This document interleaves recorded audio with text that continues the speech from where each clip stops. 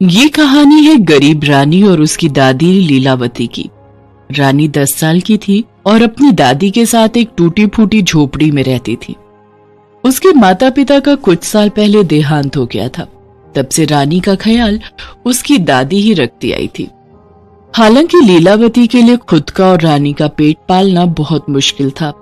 बढ़ती उम्र की वजह से वो कुछ काम नहीं कर पाती थी, लेकिन उसे जो बन पड़ता था वो करती थी। वो पापड़ बनाकर उन्हें बेचती थी। रानी को ये सब देखकर बिल्कुल अच्छा नहीं लगता था। ऐसे ही एक दिन रानी अपनी दादी से बोलती है, अरे दादी, क्या कर रही हो आप? लाओ मैं करती हूँ, आपको तो बुखार था ना? अरे बिटिया, तो क्या हुआ, काम तो करना ही पड़ेगा ना। हाँ दादी, मैं हूं ना, मैं बना लूंगी सारे पापड़ और उन्हें बाहर जाकर बेचूंगी भी। अब से आप कोई काम नहीं करोगी। हाँ हाँ, कर लेना सारा काम, पहले थोड़ी बड़ी तो हो जा। हो तो गई हूँ मैं बड़ी, अब आप देखना मैं कितने अच्छे पापड़ बनाकर दिखाती हूँ। मैंने सब सीख लिया है। रानी लीलावती की जगह खुद पापड़ बनाने लगती है और बाद में उन्हें बाजारों में बेचने भी जाती है। बड़ी मुश्किल से उन दोनों के खाने पीने का जुगाड़ हो पाता था। गर्मियां तो जैसे तैसे कट जाती थी, लेकिन सर्दी की दस्तक के साथ ही उन दोनों की मुश्किल बढ़ जाती थी। सर्दी से बचने के लिए उनके पास कुछ भी नहीं था। उनकी टूटी फूटी झोपड़ी में हर तरफ से ठंडी हवा आती थी और उनके पास इतने पैसे भी नहीं थे कि वो सर्दी से बचने के लिए गर्म कपड़े भी खरीद सके। रात के समय ओढ़ने के लिए कंबल था, वो भी पुराना होने की वजह से काफी नहीं था। लीलावती की तबीयत पहले से ही खराब थी और ऊपर से सर्दी का मौसम भी आ चुका था। ऐसे में रानी को अपनी दादी की फिक्र होने लगी और वो पूरा दिन मेहनत से पापड़ बनाती है और बाजार जाकर बेचती। लेकिन उसके पापड़ की बिक्री उतनी नहीं हो पाती थी जिससे वो ठंड से बचने के लिए कुछ इंतजाम कर सके। फिर एक दिन, बाबूजी पापड़ ले लो, देखो कितने करारे हैं, बड़ी मेहनत से बनाई है मैंने, खरीद लो ना, खरीद लो, कम से कम एक पैकेट तो खरीद लो। मुझे पापड़ नहीं चाहिए, चलो यहाँ से। रानी उस दिन हर किसी से पापड़ खरीदने के लिए कहती रही, लेकिन उस दिन किसी ने उसका एक पापड़ भी नहीं खरीदा। उस दिन ठंड से उसका बुरा हाल था, ऊपर से पापड़ नहीं बिकने से वो बहुत उदास थी। तभी एक औरत उसके पास आई और बोली, अरे बेटा, कैसे दिए पापड़? जी 10 का पैकेट है। अच्छा, ऐसा करो 2 पैकेट दे दो। उस महिला का नाम सरोज था। बहुत देर से वो रानी को देख रही थी। उसे रानी पर तरस आ रहा था। उसने रानी से पापड़ के पैकेट खरीदे और फिर उससे बोली, बेटा तुम्हारा नाम क्या है? और ये बताओ बेटा, तुम्हें ठंड नहीं लग रही क्या? तुमने कितने पतले कपड़े पहन रखे हैं? जी आंटी, मेरा नाम रानी है और मेरे पास मोटे कपड़े नहीं है पहनने के लिए। अच्छा बेटा, तुम ऐसा करो, मेरे साथ चलो, मेरा घर यहीं पास में है। मेरे पास एक पुरानी शॉल है, वो मैं तुम्हें दे देती हूँ। ये सुनकर रानी खुश हो जाती है और उसके साथ उसके घर चल देती है। सरोज का आलीशान घर देखकर रानी को बहुत अच्छा लगता है। वो सरोज से कहती है, मैडम जी, आपका घर तो कितना अच्छा है, यहाँ तो बिल्कुल भी ठंड नहीं लग रही। हाँ बेटा, यहाँ ठंड नहीं है, दरअसल यहाँ रूम हीटर लगा हुआ है जिससे कमरा गर्म रहता है। ये लो, ये है गर्म शॉल, ये रख लो। वैसे मेरे पास और भी गर्म कपड़े हैं, वो अंदर दबे हुए हैं। फिलहाल तुम ये शॉल रख लो। बहुत बहुत शुक्रिया मैडम जी। अच्छा, तो मैं चलती हूँ। रानी अपने घर की तरफ चल देती है। घर पहुंचकर वो शॉल अपनी दादी को देती है और कहती है, दादी आप ये शॉल ओढ़ लो, ये पहनकर दादी आपको ठंड नहीं लगेगी।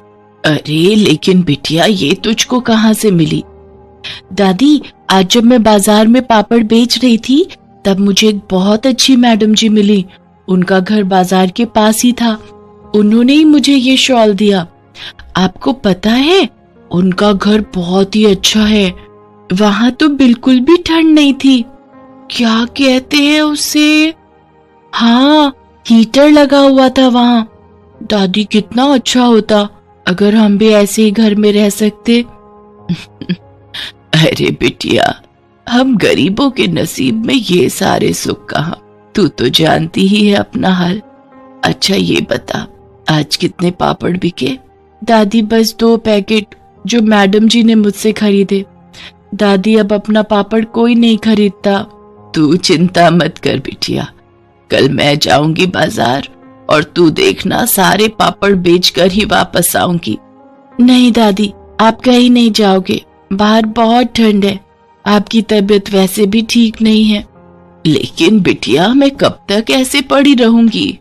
खाने को कुछ नहीं है बिटिया, मान जा मेरी बात, मुझे जाने दे। रानी दादी की एक नहीं सुनती, दूसरे दिन भी खुद ही पापड़ बेचने चली जाती है।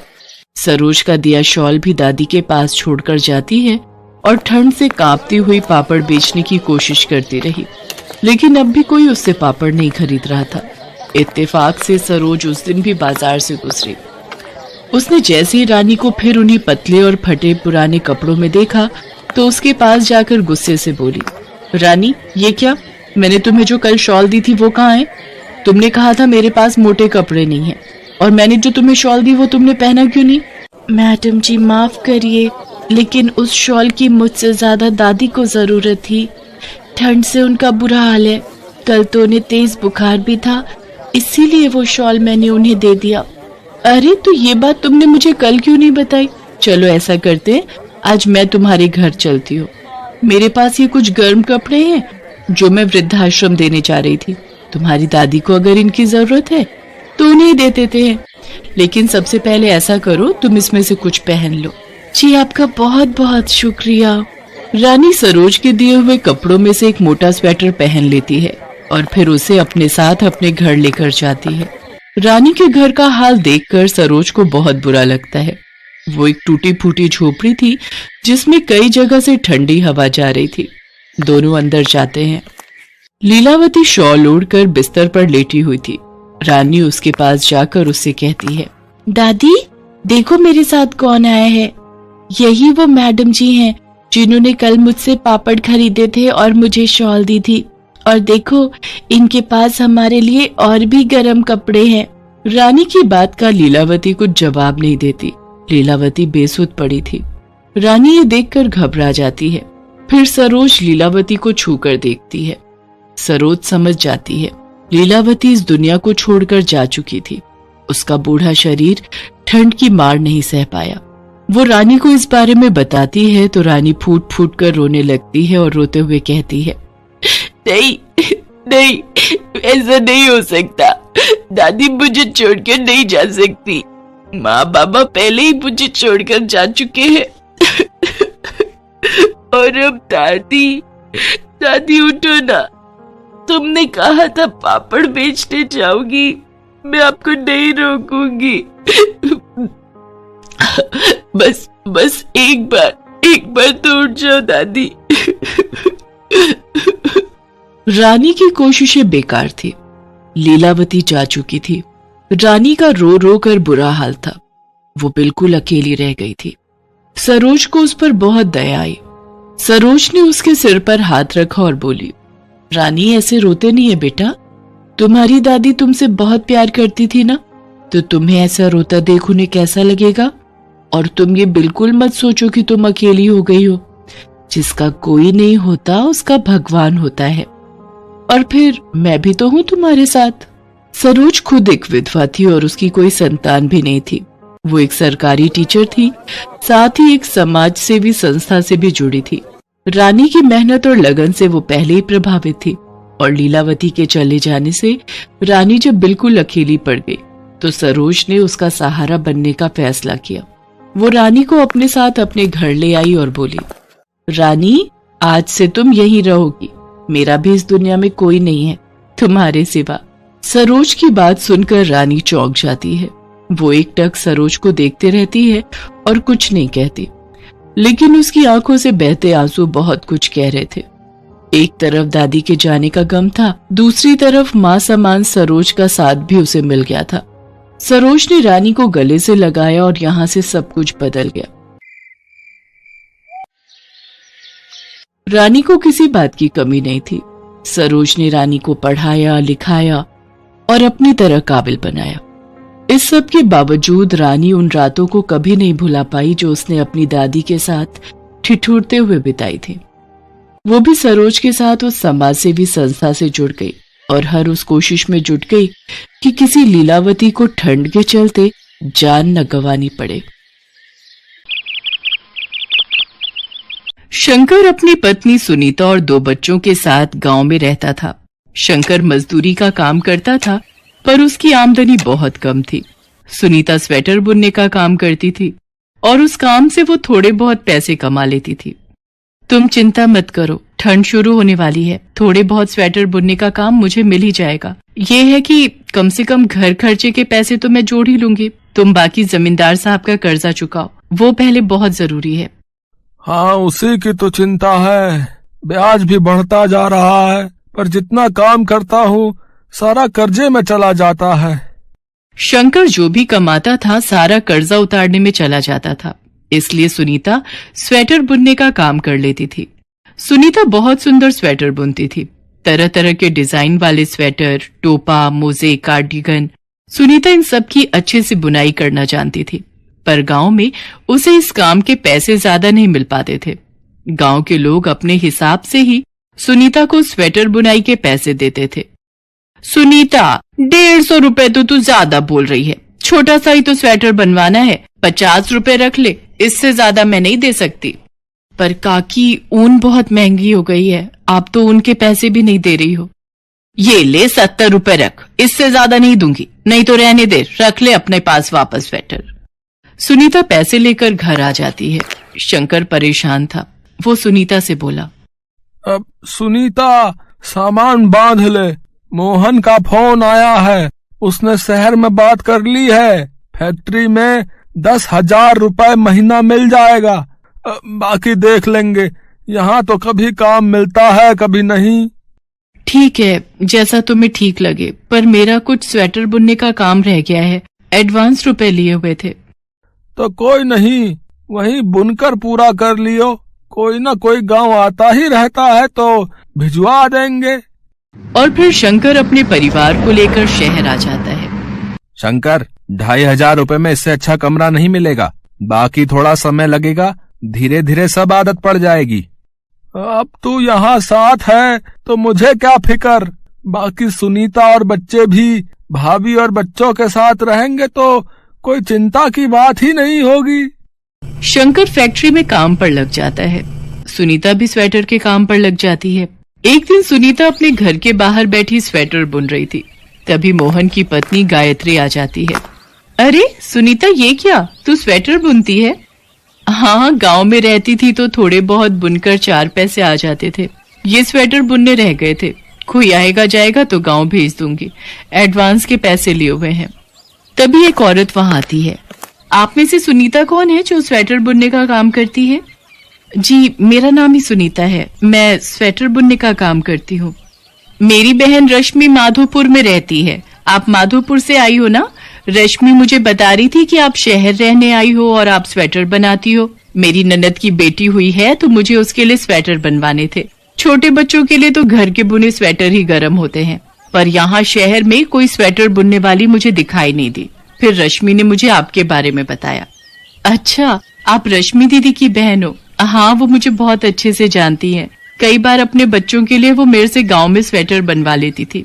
एक स्वेटर उनका अभी भी बना रही हूँ, बस तैयार हो जाए तो उन्हें गांव भिजवा दूंगी। आपको किस तरह से बनवाने हैं मुझे बता दो, और बाकी ऊन आप देख लो, आप दोगे या मैं अपनी पसंद से ले लूं। ऊन वगैरह खरीदने का तो मुझे इतना पता नहीं है, अपने हिसाब से ही खरीद लेना, जो अच्छी कंपनी के मुलायम ऊन हो, क्योंकि छोटी बच्ची के बनाने हैं तो मुलायम ऊन के ही अच्छे रहेंगे, चुभने वाला ना हो। आप मेरे लिए 3 सेट बना दो, जो भी पैसे बनेंगे मैं दे दूंगी। वो औरत सुनीता को 3 स्वेटर बुनने का ऑर्डर देकर चली जाती है। तभी शंकर भी आ जाता है। उसके दोनों हाथों में सूजन थी और वो दर्द से कराह रहा था। अरे ये क्या, आपके हाथों में सूजन कैसे आ गई? भैया को तो डॉक्टर को दिखाना पड़ेगा, यहीं पास में ही डॉक्टर बैठते हैं, चल वहीं ले चलते हैं। गायत्री ठीक कह रही है, चलो भाभी, चल शंकर। शंकर को लेकर सुनीता मोहन और गायत्री के साथ डॉक्टर के पास जाती है। मशीन पर काम करने के कारण इनके हाथों में सूजन आ गई है। इससे पहले उन्होंने कभी मशीन पर काम किया है? नहीं डॉक्टर साहब, गांव में तो मजदूरी और खेतीबाड़ी का काम करता था। यहाँ पहली बार आया हूँ, अभी 1 महीना ही हुआ है काम करते हुए। बस यही वजह है, अभी कम से कम 2 महीने मशीन पर काम बिल्कुल नहीं करना, नहीं तो ये सूजन बढ़ने से शरीर को नुकसान हो सकता है। पर डॉक्टर साहब, मैं काम नहीं करूंगा तो बड़ी मुश्किल हो जाएगी। और अगर आराम नहीं किया तो शरीर भी तो खराब हो जाएगा, इसलिए कम से कम 2 महीने दवाई लो, उसके बाद मशीनों के काम की जगह कोई और काम ढूंढना। शंकर परिवार के साथ शहर आया था कि यहाँ कमाकर गांव में जमींदार का कर्जा चुका देगा, पर यहाँ आकर तो उसकी परेशानी बढ़ गई। कुछ दिन बाद सुनीता ने उस औरत के 3 सेट बुनकर दे दिए। ये स्वेटर तो आपने बहुत ही अच्छे बुनकर दिए, मेरी ननद को भी बहुत पसंद आए हैं। वो पूछ रही थी आप बड़े लोगों के भी स्वेटर बना सकते हो? जी मैं बना दूंगी, बाकी अगर कोई और भी पूछे तो आप बता देना, मेरी थोड़ी कमाई हो जाएगी। क्या हुआ, तुम थोड़ा परेशान दिखाई दे रही हो? गांव से शहर आए थे कि थोड़ा काम चल जाएगा, पर शहर आते ही पति की तबीयत खराब हो गई। डॉक्टर ने उन्हें 2 महीने आराम के लिए बोला है और उसके बाद भी मशीनों का काम मना किया है। वही सोच रही थी कि थोड़े बहुत स्वेटर बुनकर दे दूं तो खर्चा निकल आएगा। आजकल सर्दियां भी शुरू होने वाली हैं, तो लोगों को बनवाने हो तो आप पता कर लेना। हाँ, मैं पड़ोस में भी कह दूंगी, तुम चिंता मत करो। औरत स्वेटर के पैसे देकर चली जाती है और अपने आस पड़ोस में सुनीता के बारे में बताती है। सुनीता को धीरे धीरे स्वेटर का काम मिलने लगता है। बहन जी, मैं ऊन की दुकान चलाता हूँ। मेरे पास शहर के बहुत से लोग ऊन खरीदने आते हैं। कई बार वो लोग मेरे से घर के बुने स्वेटर के बारे में पूछते हैं। अगर आप मेरे लिए स्वेटर बुन दिया करो तो मैं आपको अच्छी कीमत दे सकता हूँ। ठीक है भैया जी, आप मुझे बता दो कितने स्वेटर बुनने हैं। 2 छोटे बच्चों के, लेडीज जेंट्स के डिजाइन वाले बनाने हैं। मैं आपको लिस्ट बना दूंगा। मैं लड़के के हाथ माल घर भिजवा दूंगा। सुनीता का स्वेटर बुनने का काम बढ़ जाता है, उसे अब अच्छे पैसे मिलने लगे थे। सुनीता, मैं सोच रहा था तुम गायत्री भाभी की भी मदद ले लिया करो तो तुम्हें सहारा रहेगा। अकेले तुम थक जाती हो, बाकी माल पहुंचाने का काम मैं कर लूंगा। हाँ, तुम ठीक कह रहे हो। मोहन भैया के भी तो घर खर्चे हैं, किराया, राशन। बाकी गायत्री भाभी जिस घर में काम करती थी वो घर भी छूट गया है। मैं आज ही उनसे बात करती हूँ। सुनीता गायत्री को भी अपने साथ काम के लिए कह देती है। तुम बहुत अच्छी हो सुनीता, मैं खुद कहने की हिम्मत नहीं कर पा रही थी। मुझे लग रहा था पता नहीं तुम अपने साथ मुझे काम दोगी या नहीं। नहीं गायत्री भाभी, ऐसी बात नहीं है। मोहन भैया भी तो हमें शहर विश्वास पर ही लाए थे, और यहाँ हमारे शहर में एक दूसरे के सिवा है ही कौन। इसलिए आप आज से ही मेरे साथ ये काम करना शुरू कर दो, आपका भी घर खर्चा निकल आएगा। उस दिन से गायत्री भी सुनीता के साथ स्वेटर का काम करने लगी। धीरे धीरे सुनीता ने और भी औरतों को इस काम में अपने साथ जोड़ लिया और किराए पर एक दुकान ले ली। सुनीता ने कभी नहीं सोचा था कि उसका स्वेटर का काम इतना बढ़ जाएगा। धीरे धीरे सुनीता का काम बढ़ गया और अब उसे उसी शहर के साथ साथ आसपास के और भी शहरों से स्वेटर बुनने के ऑर्डर मिलने लगे। आखिर बड़े शहर में रहकर एक गरीब ने अपने पैर अपनी मेहनत और हुनर से जमा ही लिए। मोहन, गायत्री भाभी, मैं तो हिम्मत हार गया था, पर सुनीता ने सब कुछ संभाल लिया। आज जमींदार का 1 रुपया भी मैंने कर्जा नहीं देना, सब सुनीता ने उतार दिया। आप सही कह रहे हो शंकर भैया, आज सुनीता भाभी के कारण आपके बच्चों के साथ साथ मेरे बच्चे भी स्कूल जाने लगे हैं। नहीं तो अकेले मोहन इतना नहीं कमा पाते थे कि हम बच्चों को स्कूल में पढ़ा लिखा सके। आज ये सपना भी साकार हो गया। इस बात को सुनकर सुनीता मुस्कुरा देती है। आज उसके चेहरे पर एक सुकून था, क्योंकि उसने अपनी मेहनत और लगन से ये मुकाम पाया था।